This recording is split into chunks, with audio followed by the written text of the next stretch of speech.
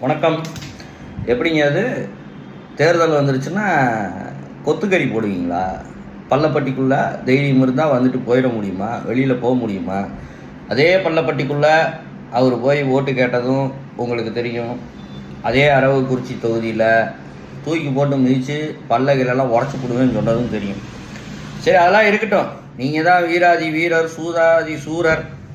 உங்கள் கூட பிறந்த தம்பி ஒருத்தர் இருக்கிறார்ல, அவரை கூட்டிக்கிட்டு தைரியமான ஆள் தானே நீங்கள்.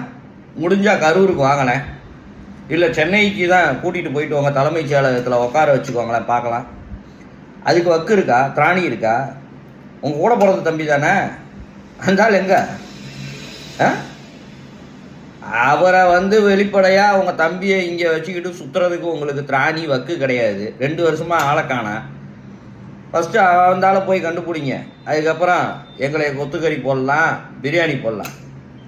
ஏதாவது ஒன்று பேசணும். அங்கே போனோமா கஞ்சியை குடித்தோமா வந்தோமான்னு கிடையாது. அதை விட்டுவிட்டு நான் கொத்துக்கறி போட்டுறேன் ஓடியா பார்க்கலாம். உன் தம்பியை கூட்டிகிட்டு வா.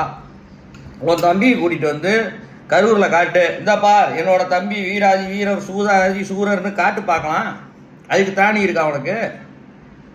எங்கே தான் உன் தம்பி? நீ தான் பெரிய அமைச்சராச்சே. உன் கூட பிறந்த தம்பிங்க அந்த ஆள் இங்கே கரூர் கூட்டு வர்றதுக்கு உனக்கு திராணி இருக்கா? கூட்டிட்டு வா.